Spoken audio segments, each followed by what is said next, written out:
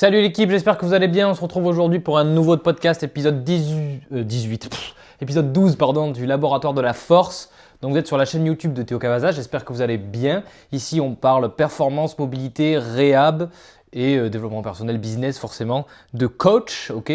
Donc on est là pour le 12e épisode et aujourd'hui je vais faire un épisode assez rapide parce que dans exactement 20 minutes je m'en vais. Donc ça sera très très bien pour la durée d'un épisode et on va commencer avec plusieurs thématiques. Donc j'ai pas pris de notes, je suis full freestyle. On va parler de mon stagiaire, donc qui est aussi mon client sur qui est aussi mon client sur de la préparation physique en ligne au niveau du street lifting qui va venir dans la semaine. Donc vous allez le voir sûrement sur le podcast de la semaine d'après, au moment où vous visionnez cette vidéo.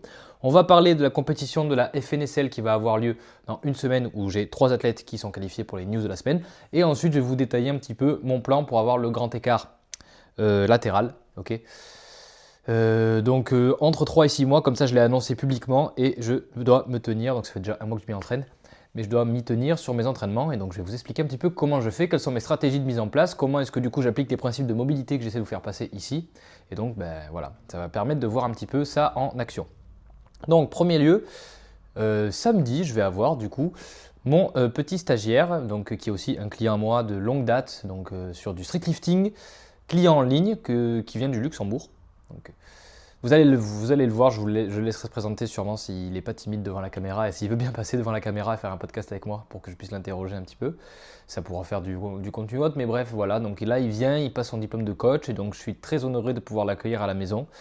Il va venir avec moi sur les séances et l'objectif c'est de lui montrer comment est-ce qu'un coach à multiples casquettes doit faire tourner son business entre tout ce qui est administratif, la comptabilité, la relance client, la facturation, la relation client, la programmation d'entraînement, la création des programmes, la recherche d'idées, l'exécution des programmes, l'adaptabilité, l'accueil client, tout ce genre de choses, gérer les différentes problématiques, faire en fonction des objectifs, en fonction de l'évaluation. Donc voilà, comment est-ce que je m'organise sur la construction de mes programmes, est-ce que j'ai fait tout à la fin de la semaine, les retours aussi pour les coachings en ligne, comment est-ce que je fais, quel logiciel j'utilise, enfin plein de parties sur du coaching où on ne vous montre pas forcément ce qu'on fait parce que souvent en fait il y a énormément de backstage en fait finalement. C'est quand on se rend compte, il n'y a pas que l'heure qu'on fait en fait pour arriver personnellement pour des coachs qui essaient de faire du bon travail, pour arriver vers les clients. On ne fait pas juste, tiens, il y a telle machine, et puis je vais me mettre sur les machines et faire la séance comme ça. En fait, la séance, elle est préparée en amont, 4 semaines avant, pour essayer d'avoir un ciblage de toutes les lignes de tissu dans toutes les différentes angulations qui puissent exister pour pas qu'il y ait de redondance au niveau des exercices. Donc on veut cibler par exemple les fessiers sur la partie raccourcie en position neutre et en position étirée pour avoir un développement musculaire global.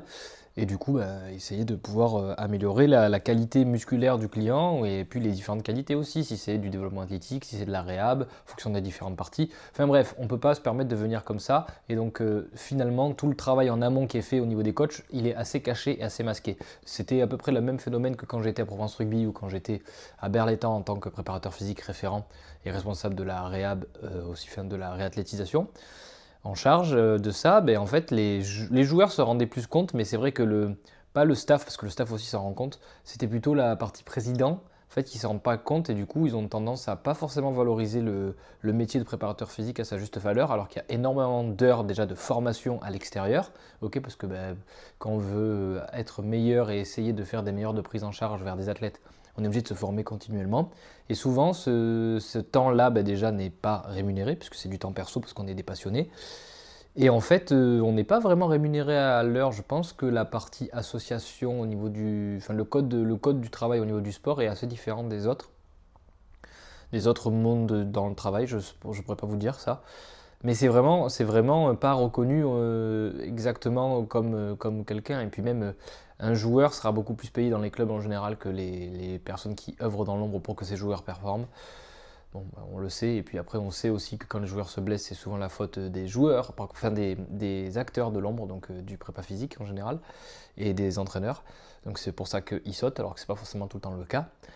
Mais bref, on n'est pas là pour débattre de ça, c'est juste que du coup, on n'est pas forcément payé, je pense, à la juste valeur de l'investissement qu'on peut y mettre, et il n'y a pas forcément la reconnaissance. Le club passera toujours avant, tout ça pour dire qu'ils ne se rendent pas compte de la charge de travail monumentale qu'on peut avoir. Et en fait, ils veulent tout en payant rien. Et donc ça, forcément, ça ne peut pas fonctionner. Bref, et c'est pareil un petit peu, donc je ne parle pas pour les clients, on va dire en présentiel, en one-one, mais peut-être que certains ne se rendent pas forcément compte que certains s'en rendent compte très très fortement. J'ai des clients qui se rendent compte fortement et ils voient en fait que je ne fais pas les choses à hasard, on note et tout machin, et parce que c'est mon standard et je pense que je pourrais l'élever encore plus. Mais comment expliquer? Certaines personnes, je pense que parfois ça peut arriver qu'ils ne se rendent pas forcément compte du travail derrière, vraiment derrière en amont. Où il y a des personnes qui pourraient dire que du coaching c'est cher. Et en fait, le coaching, oui, c'est un budget, mais il y a de la préparation en amont. On se ferme continuellement pour proposer des meilleures séances et des meilleurs programmes et des meilleures prises en charge pour tout et n'importe quoi, pour tout et n'importe quel objectif, que ce soit sur la réhab, que ce soit sur la prise de muscle, que ce soit sur la mobilité, sur plein de choses. Donc forcément, ça prend du temps et quelque part, l'expertise après se rémunère, mais n'est pas, comment dire, liée qu'à l'heure que vous avez et pour laquelle vous payez. Elle est liée à tout ce qu'il y a autour. Et ça, faut s'en rendre compte quand on répond sur WhatsApp pour des questions, quand on vous donne des guides, quand on vous envoie les programmes pendant les vacances. Tout ça, c'est des tâches que vous payez, enfin, qui sont inclus dans le prix en fait. Vous ne payez pas en plus. On ne vous dit pas, pour avoir le programme pendant les vacances, il faut donner 10 euros en plus. Non, vous avez tel prix, vous avez tant de services qui est utilisé. Vous n'utiliserez peut-être pas tous les services parce que vous voulez peut-être pas la partie nutrition, ce genre de choses. C'est le même prix, mais si vous l'utilisez, vous savez que c'est là. Voilà, c'est un peu ça. Donc je divaguais complètement, j'avais dit que c'était les news de la semaine. Ça fait déjà 17 minutes que je parle, non, 7 minutes pardon, que je parle sur ça. Enfin bref, c'est pas grave. De quoi je parlais aussi? Oui, la semaine prochaine, je pars à Paris de vendredi jusqu'à dimanche pour la FNSL Île-de-France où j'ai 3 athlètes qui sont sélectionnés sur le circuit semi-professionnel. Donc c'est du coaching en ligne sur du street lifting. Des préparations qui se sont plutôt bien passées. Ils ont tous les 3 quand même des métiers qui sont prenants. J'ai une personne qui est coach, une personne qui est dans l'événementiel et une autre personne qui est dans la gendarmerie. Et donc forcément, ils ont des vies professionnelles qui sont assez importantes, des vies personnelles aussi qui sont assez importantes. Certains ont des enfants, d'autres pas. Ils ont autour de la trentaine, on va dire, plus ou moins. Ça dépend.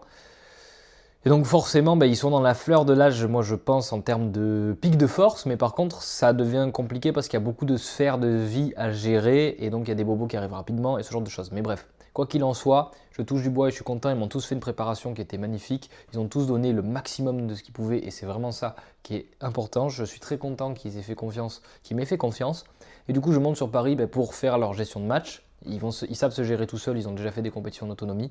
Je serai juste là pour être là si jamais ils ont besoin de moi pour annoncer les barres. Mais je vais leur laisser gérer leur compétition, je vais leur porter leur t-shirt aussi.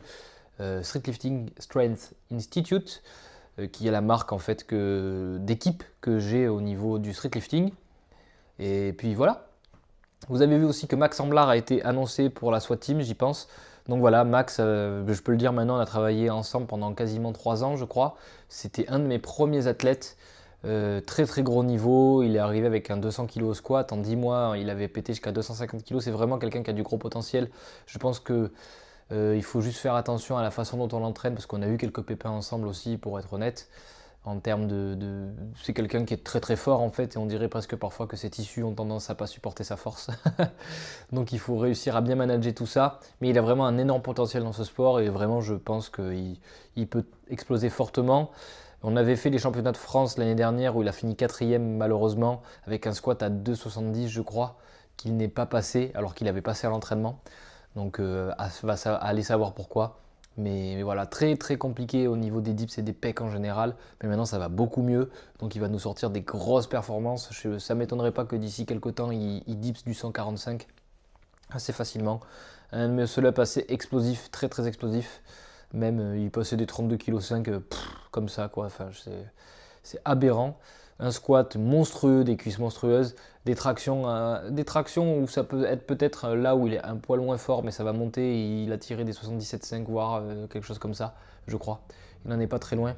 Et en fait, c'est quelqu'un de très explosif qui démarre très très fort, très dopamine driven. Donc si on regarde la partie du neurotyping dont j'ai dû parler dans un des épisodes, il est 1A. Donc c'est quelqu'un qui vraiment cherche l'intensité maximale dans chaque séance et donc il ne peut pas faire beaucoup d'exos, mais par contre il va se la donner sur chaque exercice et s'il peut trouver un concurrent pour le motiver, pour se motiver en tout cas et se tirer la compétition, il le fera. Donc voilà, force à lui, très fier de lui, du travail accompli, très content d'avoir pu l'accompagner jusque là et qu'il puisse rejoindre une équipe d'une telle ampleur. Voilà, la SWAT Team, prenez bien soin de lui, j'espère qu'il vous fera des bons résultats. Et donc maintenant, on va parler du grand écart. Donc je me suis lancé ce défi de grand écart parce qu'en fait, j'ai envie d'appliquer les principes de mobilité jusqu'au bout. J'ai envie de pouvoir montrer que je suis crédible dans ce que je dis et que je les applique. Alors c'est très très dur. C'est extrêmement compliqué, ça me fait extrêmement de bien. J'ai longtemps eu, vous le savez, des douleurs en bas du dos, donc ça me fait découvrir d'autres choses.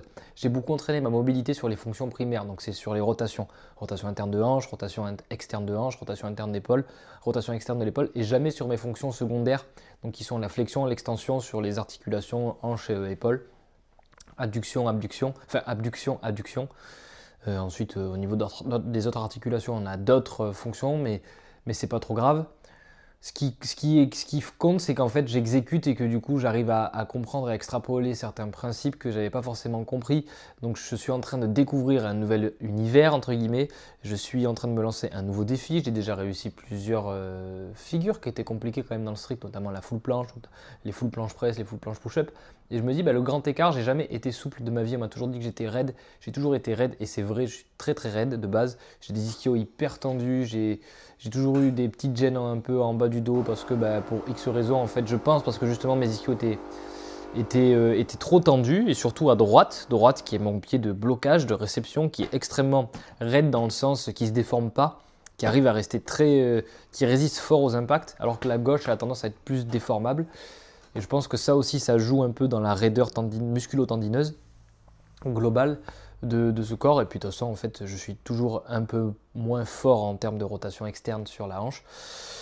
Donc les tissus de la capsule en postérieur ont tendance à moins se laisser étirer. Et je pense que ça me fait extrêmement de bien. Et ça me fait extrêmement de bien en fait de faire des étirements au niveau des fléchisseurs de hanche, au niveau du psoas, au niveau du droit fémoral, au niveau des ischio-jambiers aussi. Et c'est très plaisant d'avoir certaines sensations. Alors c'est très désagréable les étirements. Mais du coup, voilà quoi. Pour gagner en souplesse, en fait, comment dire, j'applique les principes. Je me fais accompagner entre guillemets par un programme de K-Swiss, donc qui est le grand écart latéral, que je vous invite à aller tester. Donc qui est très très bien. C'est un de ses anciens programmes. C'est son programme d'il y a 5 ans. Et tout simplement, je m'étire tous les jours en fait, tous les jours, 7 sur 7, quoi qu'il vente, qu'il pleuve ou qu'il neige. J'ai 3 gros entraînements à grosse intensité sur lesquels je vais mettre énormément d'intensité et vraiment c'est extrêmement difficile, ça fatigue beaucoup. Vous devez le voir parce que là je l'ai fait 2 fois aujourd'hui exactement, mais une fois à plus grosse intensité, une fois à intensité plus basse. Mais du coup, on va venir s'étirer sur 2 minutes pour gagner en amplitude passive parce que c'est l'objectif. Il faut aller chercher l'étirement. Il faut éviter d'avoir des compensations. On a tendance à avoir, quand on veut venir s'étirer en position du chevalet servant pour les ischios, à avoir le bassin qui veut aller vers l'avant. Et ça, c'est pas bon parce que du coup, on n'étire plus. Il faut éloigner l'origine de l'insertion pour avoir un étirement.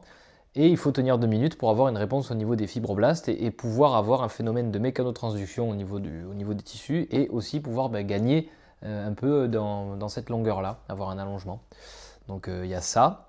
Il y a le fait que la souplesse est très neurologique et donc en appliquant des contractions isométriques, on peut désensibiliser son système nerveux et du coup permettre d'accéder à plus d'amplitude. Donc c'est vraiment le but des Pales and Rails. Le Pales en tout cas a tendance à être sur une longueur musculaire assez allongée et donc quand je viens appuyer le pied dans le sol, forcément j'apprends à mon corps à tolérer cette longueur musculaire. Donc c'est le but du Pales. Le Rails là, l'objectif c'est de maximiser l'amplitude qui a été gagnée via l'étirement et la contraction sur les tissus en position étirée et donc de pouvoir utiliser cette nouvelle amplitude avec le tissu en position raccourcie. Donc vraiment on veut utiliser cette amplitude là et c'est pas que le tout d'aller pouvoir accéder à cette amplitude, le but c'est de pouvoir y aller activement et éviter d'avoir des gros gaps particulières qui sont du coup pas bons parce que ça va engendrer des compensations. Et le jour où vous vous retrouvez là-dedans, vous allez forcer avec autre chose et potentiellement que vous allez pouvoir vous blesser. Donc il y a ça. Et donc on fait des grosses parties d'étirement des fléchisseurs de hanches et des extenseurs de hanches et ensuite on les renforce en fin d'amplitude pour en plus avoir un relâchement des tissus antagonistes. Donc quand je vais renforcer mes fessiers en fin d'amplitude de mouvement, je vais avoir un relâchement au niveau de mes quadriceps, donc de ma face antérieure de la cuisse par exemple, et inversement.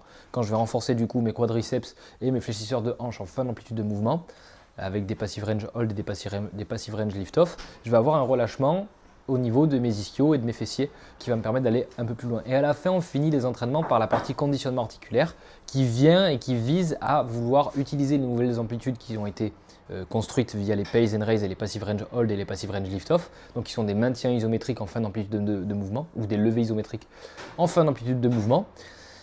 Et derrière, on se met en position de grand écart et on doit produire de la force pour montrer au corps qu'on est capable d'aller dans les phases d'amplitude de mouvement et qu'il n'y a pas de problème à tenir dans ces positions-là, qu'il n'y a pas de danger. En fait, c'est vraiment via la force qu'on vient désensibiliser son système nerveux.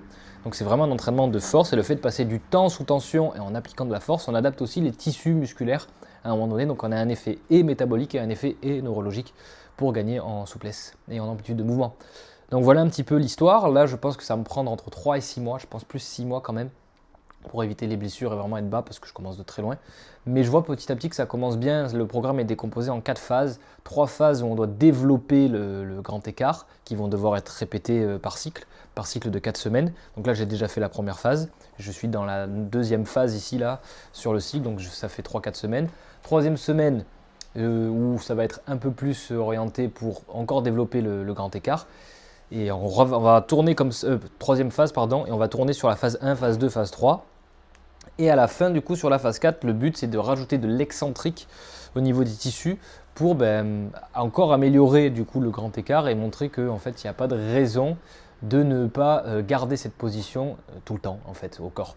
Et du coup, en montrant qu'on a de la force et qu'on peut y accéder en le montrant souvent, forcément le corps après il va dire ok, ça c'est quelque chose qui est normal, j'ai pas besoin de ne plus pouvoir avoir accès à cette amplitude de mouvement parce qu'en fait finalement je suis fort dedans, donc pas besoin de régler le tonus musculaire à la hausse. Voilà un petit peu pour ça, et donc la stratégie c'est de répéter 7 jours sur 7 avec 3 gros entraînements à grosse intensité et les autres jours juste on s'étire de façon passive avec des contractions isométriques en fin d'amplitude de mouvement, donc progressive sur tissu étiré et régressive sur tissu raccourci, avec des intensités plus basses parce que je le fais très fréquemment, on ne peut pas avoir le volume, fréquence et intensité élevés partout. Et ça permet du coup de désensibiliser le système nerveux et apprendre à utiliser les amplitudes. Voilà, donc vous avez tout pour le podcast du jour. Aujourd'hui, c'était assez court. J'espère que vous allez pouvoir en tirer un maximum de valeur. Si c'est le cas, n'hésitez pas à commenter, partager, liker, vous m'envoyez un message. Vous cliquez sur mon lien pour aller voir mon site internet si jamais ça vous intéresse pour un accompagnement et régler vos problématiques. Et sinon, on se dit à la semaine prochaine. Salut! Si tu as aimé le podcast, n'hésite pas à partager, liker, commenter. Et on se voit la semaine prochaine. Salut!